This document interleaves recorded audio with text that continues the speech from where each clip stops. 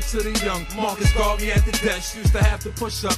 Now I hardly got the press, got 2 guns, they both lead the cardiac arrest. My success got suckers' souls on, blowing steam like a cup of coffee. Click, pow, get these fuckers off.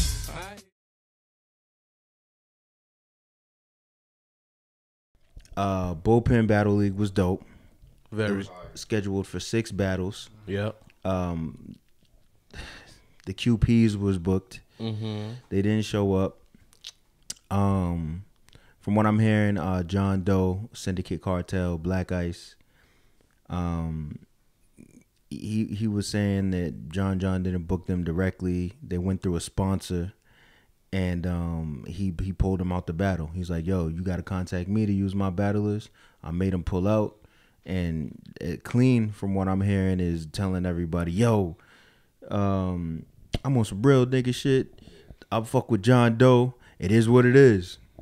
Come see me if you got problems. I got goons in Atlanta. You know what I'm saying? Anybody that got beef with the cartel, I'm going to get over on this stupid ass. That's what he said, damn it. So I mean, like, it almost ruined the card and almost had people asking for their money back. And let's get into it. So they didn't show up, first of all, and the crowd knew probably after your battle. Is that when they announced it? Yeah. So first battle is Clone versus B Magic. B Tragic. B Magic 6-0, yo. Yo, Clone didn't win one word, man. Oh, I see. Ness wasn't there, so we're like breaking the news to him as it's happening. Nah. I saw some of the recaps of it. Oh, you did? Yeah, it looked like he was dying progressively throughout the whole shit. Because his flow was progressive flow.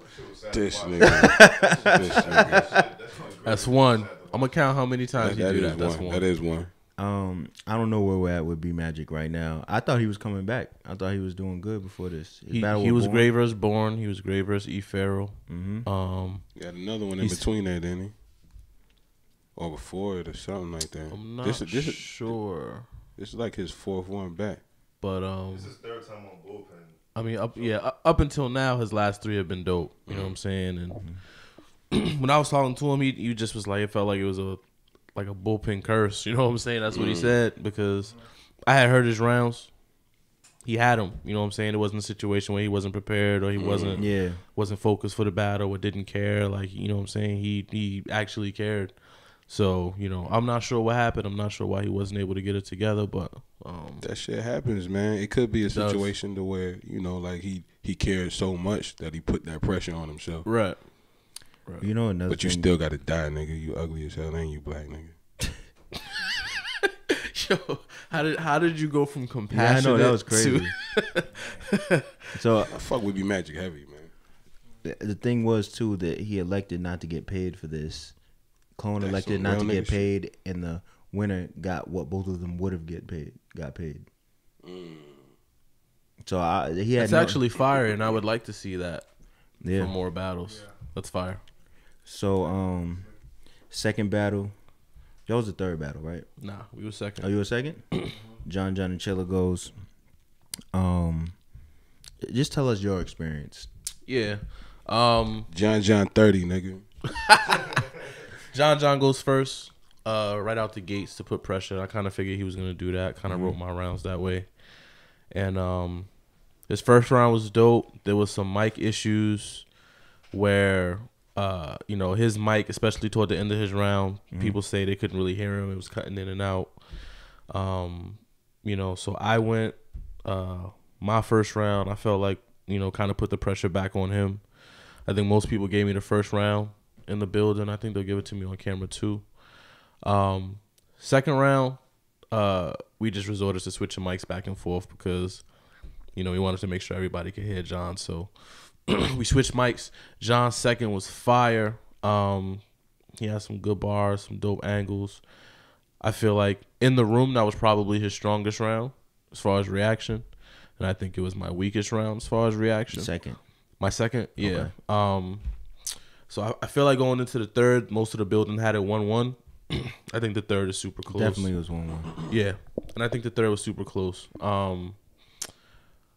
Like I was telling you before, the one thing I didn't like about John's third was the the bullpen scheme, and it was like, just because like for me as a writer, that's like a scheming people on the card or scheming people in the league, like things like that. It's been done for so often. It's like, but you understand why he's in that position as the for sure lead. One, he's the owner. You understand why that's like. Two, we're in the league. Yeah, it makes total sense to do it, especially as far as crowd appeal. You know what I'm saying? So I definitely get it.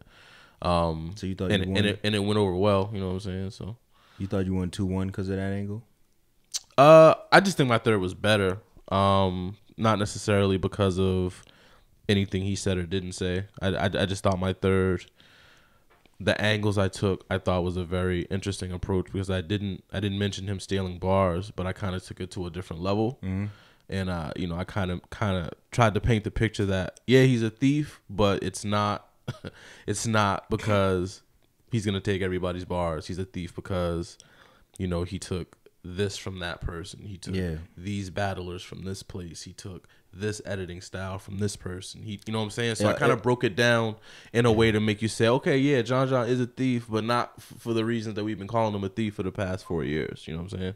Or at least that was what I tried to do. So I thought I took the first. I thought I took the third, but I've seen a lot of people say John 30. I've seen a lot of people say Chilla 30. That means it's a good battle. That signals of a good battle. Exactly. It just feels like one of those battles where you're gonna like who you like, and it's a battle that you're gonna be able to replay over and over. Who had the biggest room shaker?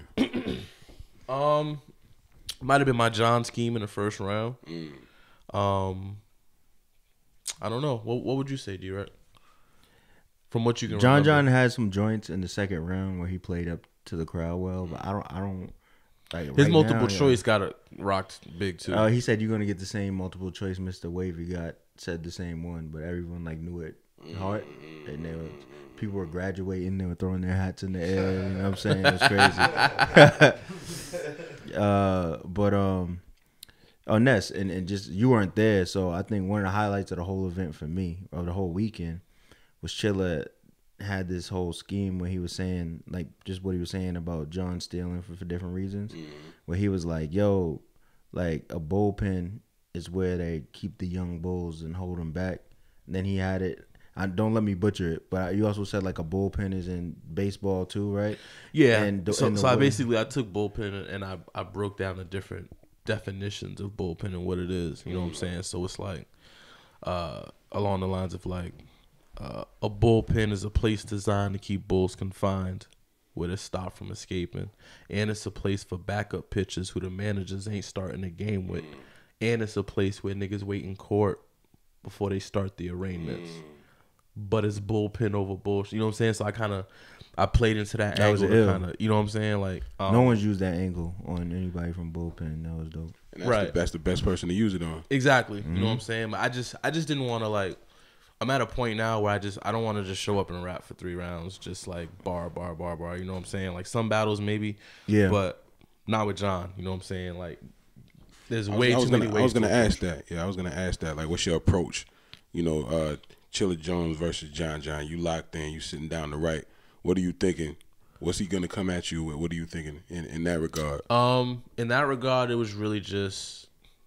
I felt like, and I feel like he did this to an extent, but I felt like he was going to try to prove that his pen was better than people give him credit for. I feel like that's what a lot of people try to do against me, which is cool. You know what I'm saying? But did he? He was dope. He definitely had some heaters in there, and he definitely his writing was definitely better than I expected it to be. So I would definitely say he did that. So definitely good battle. I was gonna say that from like a pay-per-view standpoint, when we found out QPs weren't battling, I was like, if John and Chilla and Loso and B-Dot isn't fire, people are gonna be screaming. Heated. So when y'all had a good performance, I was like, thank God, yo. It was necessary. We'd been hearing it. Especially right after Clone and Magic, the energy was kinda low. And, I don't think the crowd at that point knew that the QPs weren't coming. So it was kind of like, had me and John not really been the battle that it was to kind of put the energy back into the room, it probably would have been quiet, bro. it would have been real quiet. You know what I'm saying? So after your battle, K-Shine and Bad News. K-Shine and News, which was fire. I didn't like Bad News first round though. I was looking forward to that battle. Let's heavy, keep it man. funky, man. Bad News first round was like, that's exactly what it was, like a J Hood verse. It was like hearing a J Hood verse.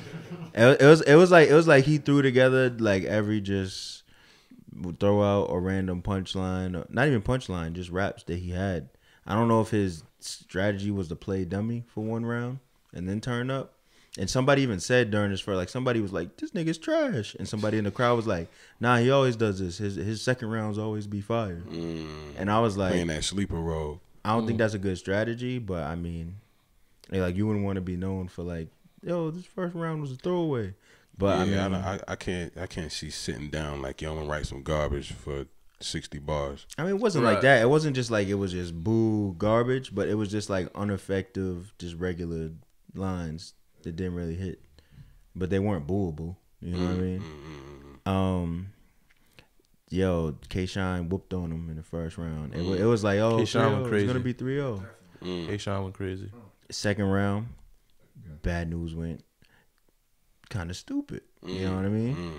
K-Shine with some quotables, man. Let me hear some. Oh, I know I'm usually the quotable guy. I can't remember none of them right now. Nothing. None of them. I can't remember. I know you was I can't remember nothing from. No, we watched too many battles. We watched. No, it's not even that. Well, we watched too many battles this weekend. We watched we watched like what 25 battles. I will say one thing I remember from that was News had an angle. I'm pretty sure it was the second round. News had an angle towards Shine about being in Dot Mob and like, you know what I'm saying, like speaking to Rex and like feeling like he had to take K-Shine and had to beat K-Shine for Dot Mob. You know what I'm saying? Like as an Avengers brother type shit. Exactly. You know what I'm saying? So that was kind of like the theme or like the air of Bad News the second round that I thought was dope. Which was kind of crazy because in K-Shine's second round, he's like, nigga, I spoke to Rex, and even that nigga told me to kill you. So it made it sound. No, I think it was in his round, but it just made it sound crazier. Right, you know what I'm saying? Because right. it came like right after. Yeah. Bad News had just finished saying that in his round. You know what I'm saying? Like in case Shine right off. And he had like 4 kind of Rex told me to fuck you up, and you don't know because you're not really in the Dot Mob meetings. And I am. Don't forget that grand champion bar said about the. Oh yeah, Bulldog licking on a pussy. He had Bulldog licking on a pussy. First Grand champion. That was probably his best bar to battle. That's crazy. K-Shine said that. Delivered the hell out of it. He had some fire K-Shine news did that? flips. Yeah. He had some fire bad and news flips. Yeah. My prediction of that battle was Bad News is gonna show up, but K-Shine is like the better version of him. So I predicted K-Shine 3-0. So what y'all saying? Well, real quick. Well, no, it's cool. But in the end of, just so you know how the second went, K-Shine went dumb in the second, but like I think it was 2-minute rounds. It just seemed like he stopped at like 1:31 seconds. You know what I'm saying? They ain't booking for a long time. Yeah, he let the beef brew in the preview and all that other shit. We actually stayed on that. But not either way on that. So it's like Bad News had a dope round, respectable. K-Shine was wigging, but stopped mad short. So it's like, how do you call that? How would you call that based on that description? That would be one of them things where I have to watch it again type thing. You know what I'm saying? And like actually break down the bars type shit. Third round, Bad News super wigged. Yeah. He went crazy. Super. He went crazy. It made me be like, nah, nigga, why'd you even spit that first if you had this? You know what I mean? I think a strategy for battlers is if you finish your rounds with enough time left, you look at your best round or your third or whatever it's gonna be, and if it's that much better than your other rounds, you need to step them joints up. Unless it's a theme type thing and you going with a different type of theme or angle that doesn't require punchlines. Right. If you just barring out, and one round is just up here and another's down here, you gotta fix that. I think it depends what kind of battler you are though too, because if you're somebody like real deal, like you're not doing a ton of punching, like a ton of scheming. So it's like when you're judging your rounds or grading your rounds, you're really like someone like real deal is gonna look at his rounds and probably just have 3 different angles, and be thinking, okay, this angle is probably my strongest. But angles are so tricky, man, because you never know what the crowd is. Well, that's why I said if you just barring out, then that's the case. You know what I mean? And so I don't know. I think it was a good battle. My gut tells me go towards Sean, but bad news. Like, what was Sean's third like though? Y'all ain't saying nothing about that one. It was just cool. Just cool. Yeah. Yeah. It was cool. Yeah, I definitely think bad news got the third. I think most people. So y'all think K-Shine got the second then? K-Shine 2-1 first. It depends if you count. I don't think about this. Bad news second was pretty good. K-Shine second was really dope, and he stopped early to the point where it was noticeable. You know what I'm saying? So news 2-1. Short round, I still gave it to Sean. Yeah. I gave Sean the second round just because I felt like Bad News second was good though. It was. I felt like even if Sean's second round was maybe like a minute shorter than News's, like he was. That means he only rapped for a minute. And he was rapping. He was rocking the. He was saying some ridiculous shit, bro. Like I don't know. Like obviously, if you have more material, if you're News and you have a minute more material and you got some good shit, it's definitely your advantage. Right. But in the building, the feel of the room, the crowd, it felt like K-Shine one round. It's crazy because I was logged in the pay-per-view reading the chat box, and it seemed like people were like, that was some bullshit by K-Shine. Bad News 2-1. It was like split. You know what I mean? If you just go off quality of bars, I'd say K-Shine 2-1. You know what I'm saying? So that's gonna be something that's gonna have to drop on video for everybody to really get a good feel for it and really make a good decision. Probably, yeah. That's what News was saying too, though. Yeah. When he was over here. Well, you know what? You reminded me of something. One thing that worked against Bad News is the way he was kind of like talking in between rounds. Yeah. K-Shine was like, "Yo, you acting like you losing, son. Chill. Like you making it seem like I'm beating you." It is a few certain things that people do when they feel like they losing, or that make you look at them like they're losing. Right. Because after the quick first bottle round, sip, niggas gotta stop doing. Niggas gotta stop doing that one. The quick sips. Yeah, them frantic sips, yo. Quick sips. You got to get rid of them shit. Yo, after the first round, Bad News was like, "Yo, y'all got to see it on footage. And that's what it was. But yo, we got. Let's move through these joints faster so we get to Chillers. It beat on Loso.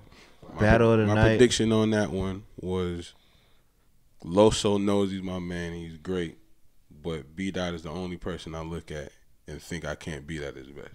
So I said, really? B-Dot. You really feel like that? Yeah. Only battle. What is that based off? Right, that's crazy. I look at him and is it that you can't beat him or you haven't figured out how to beat him yet? I think I haven't figured out how to beat him. You know what I'm saying? Because I know my patterns would be better. I know I would have better punchlines. But this man's his angles are like real deal coming from a Black Panther. You know what I'm saying? Real deal coming from a black. That was strong, my brother. Yeah, so it's like a man preaching to you, but he's rhyming it well, and he's in your face, and the energy is there. So it's you feel like you could beat Lux. Niggas is gonna flame me for that. Yeah, I feel like I could beat Lux.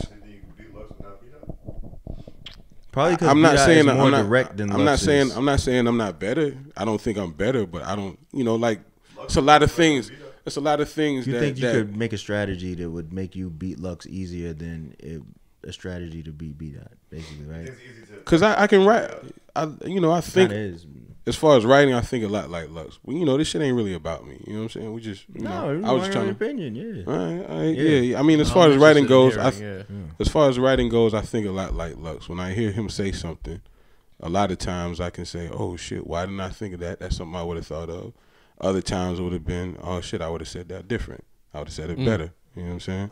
And that happens a lot. B-Dot, you like, I don't know enough about that angle to even say. I don't know enough about that. I don't know how he came up with that. I don't know how he put those 2 points together. You know what I'm saying? And then when it's coming at you forcibly, this motherfucker's in your face. You know what I'm saying? And he's screaming, and the crowd, the energy is, you know, in his favor, it's like, how do you swing that back in your favor? You know what I'm saying? Well, I will say for this Loso battle, I noticed for the first, I guess I should have just thought about it and been obvious. But I noticed for the first time that, like, yo, when he says shit, yo, black women are like, get that nigga beat out, rep for us. Pussy juice splashing on the ceiling. Like, yo, Loso had a line where he was like, oh, so if the black woman's a queen, then how come you can't just have one of them? Because he was talking about polygamy and brother polite. And a black woman was like, fuck that nigga. Fuck, we are queens, nigga. And I'm like, yo, if you pro-black and you come from a family or just personally you feel like you tapped into your black Americanness or your Afrocentric roots, I feel like B-Dot makes it to where you feel like you have an obligation to feel what he's saying. Even I honestly, it just comes through the speakers differently, man. Like, it hits me in my soul when I'm seeing him talk this shit. You know what I'm saying? Yeah. You know, so, you know, to backtrack real quick, I don't think I would beat Lux. I know nobody would let me beat Lux. I think I would show motherfuckers a whole different level of writing that I'm capable of. So, you know, let me clean that up before y'all niggas dislike this video. Nah, you good. 300 You times good. and shit. But yeah, I'll beat Lux. Fit X. I'll beat him. I'll beat Chiller though. Fit X. Ooh. But so Loso and B-Dot, Loso's first was like he went first. He went first on purpose. It was excellent. Flames. Very, Arguably his best verse of his career. ever. Really? Yes. Ever. So Very, B-Dot very lost well that written. round. No, not necessarily. So we'll go to it. Really? To me, B-Dot lost that round. Okay. Really? But So B-Dot goes B-Dot was also and fire. B-Dot like matches the level. Really? So it's kind of like the way I scored it is I was like, it's a tie right now. Like I can't separate them from each other. You know what I mean? I have to see more and I have to see how it folds out. Classic round. That round one was classic. On Best, both ends. best. Yes. You'll say best volley this year. That round one. It's one of them, top five, It's up definitely. there. But I can't say one yet without really thinking. Round two, Loso goes, and it's not as big as his first round, but it's not bad. But the first round was like just nigga, monumental. excellent. You know what I mean? B-Dot goes, and my personal feeling was his second wasn't as good as his first either, but he kept up a certain level. Exactly. Like he kept a certain momentum and I feel like he had more crowd reactions. And there was a time, and I don't know if you remember this, when he like really started rapping and flowing, and he sped up his pace and he was tying things together really fast, and people loved that shit. So I felt like B-Dot was edging the battle by the end of the second round, but I didn't think it was like in his hands. Right. I was just like, oh, it's gonna still come down to the third round, but if the Right. third round is even, then I'm gonna edge B-Dot for the whole battle. That's how I felt. You know what I mean? Third round, Loso turned back up, and now the first half of his third was good. The second half of his third was fire. Like he classic. He was wigging from maybe like the minute and a half mark all the way to the 4 minute mark or however long they went. Because another thing I forgot to mention is before the battle they were like, yo, B-Dot and Loso just talked and they agreed to let each other go unlimited time. So the battle, you know, it's like 40 minutes long, 45 minutes long because of that, but it was perfect. The second half of Loso's third was crazy, arguably crazier than his first. I'd have to see it again to measure It's that. definitely in the same realm. Yeah, but he So ended his it first was his amazing. craziest round of his life, and he Yes. had parts of his third that was crazier than the first. Yes, That's wild. and B-Dot's third picked up right where Loso left off, yo. Really? Yeah, and I think did I tell you some of the lines earlier? I think you did. Refresh my memory though. The lines that stood out to me were you praise a Lord that saved Saga from jerking his chicken, but won't save blacks from getting jerked by the system. Oh my gosh. And then Like that right there. Yeah. That's simple, but it's like, bruh, like that shit is so you can't word that better. Yeah. You can't say that better than he said that. You know Yeah. what I'm saying? You can't make it more lyrical. You can't make it less. That shit is It was said good. exactly No, it was good. how It it's was supposed to perfect. be It was said. perfect. It was relevant. You know, the saga was watching and tweeting probably while he was watching it. You Right. know what I mean? Jerkins next to the computer. Oh my God. Then after that, B Dot said he was talking about Jesus, and he said this nigga left on Friday, came back on Sunday. Man, this nigga took the weekend off. Wild. Yeah. Wild. How you gonna 3-0 Jesus, yo? Wild. Now, the crazy thing about this battle is if you're talking about a line for line breakdown, I felt like B Dot's just punchlines like that, where they're relevant to the content of the battle, but at the same time, their punchlines, I felt like they were bigger and he had some bigger moments. Agreed. But I also felt like if you're really in tune with the conversation, you're gonna base on who you won off of who's more believable in their whatever belief you go towards. You know what I'm saying? Not necessarily, because I don't share many of B Dot's beliefs. You know, as far as spirituality and shit like that. But he be winning battles. I'm not a Christian, but I have more Christian ideologies. But I don't think either. Like even at the end, they like held up each other's hand like this, and they showed each other mad love. Right. So it was really like a argument that a lot of people probably should have. Right. You know what I'm saying? That's what it represented. And I think a lot of people will have it Exactly. now. You know what I'm saying? Yeah. When this battle hits the masses. But B Dot didn't say, he wasn't like Christianity is trash. Right. He was just like, let me educate you on the real roots of Christianity. But what Loso did that surprised me is he was like, oh, you don't I forget exactly what he said, but he was like, oh, you basically like, oh, you don't think I knew Jesus was a black man? You thought I didn't learn that? And then he That's a fire angle. Then he broke it down, and I was like, yo, like I didn't expect him to go. So it was he was trying to be like, oh, you're gonna try to be like, oh, you worship the white Jesus with long hair and shit that looks like a rock singer. That was the third round. I think it might have been the second. Okay. You know what I mean? But maybe the second. But that's a fire angle to come at B Dot with. Yeah, so that's what I'm saying. Loso was prepared and Loso did a good job, but it's just at the same time, it's like when you go at people's beliefs, and this is why I thought this battle was great. Remember me and you were talking about Hollow and Joe Budden? Right. And it was like, yo, sometimes you need to just take the angle everyone wants you to take, because it's just going to be effective and you're going to please fans in the crowd. Facts. My biggest scare going into this was one of them would try to be like, you think I'm going to rap about Christianity, but I'm just going to bore you. And I was like, no, niggas want to see y'all like go at each other's beliefs. Right. And yeah, it was great. If I had to pick a winner, I would edge B Dot. But if you said Loso, like I have nothing Can't to say. be mad. You know what I mean? Great battle, lived up to the hype. Whether it's a classic or not is gonna be determined on the YouTube drop. It sounds like a classic to me, man. It sounds like they had a spiritual meeting and fought that shit out on stage with rhyme form. Yeah. Rhyme form. You know what I'm saying? So I feel like it can't be nothing but a classic. What say you, Chilla? I think the feeling live is that maybe B Dot edged it from some of the people that I spoke to. There's a lot of people that went for Loso as well in the building, you know, so it definitely wasn't like an overwhelming consensus. One thing I will say, and touching on what you were talking about, Ness, in regards to like B Dot and how to beat him and, you know, his style and, you know, I think one thing about B Dot is that he builds up for a really long time.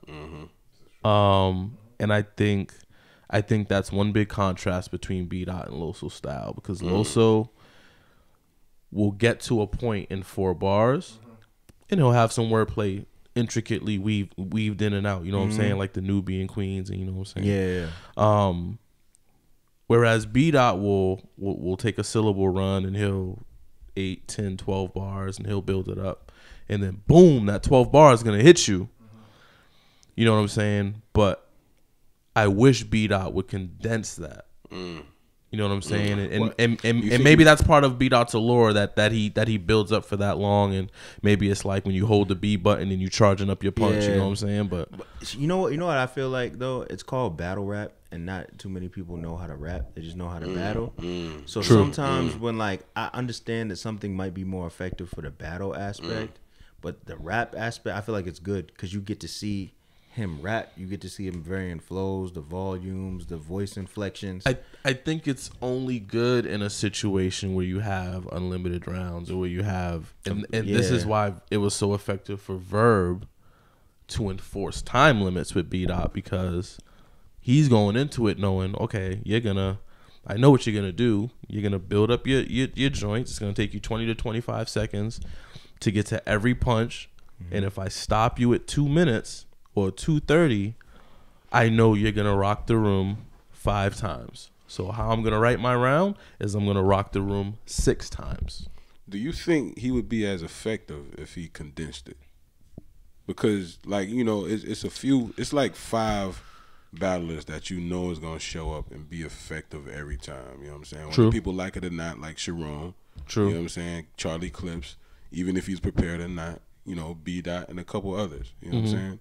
But like the fact that Sharon, you know, uses the punchlines that everybody thinks, that makes him, you know, super effective. The fact that Clips, he has this voice that booms across the room. He's not even performing like that, but his voice booms and he builds this shit up. But he's still throwing jabs every now and then until he gets, you know, that's what makes him effective. Right. B Dot, he does everything that you said. But do you think the fact that he doesn't really have punchlines in between like that, and he condenses that, do you think he would still be, you know, like B Dot? You know what I mean?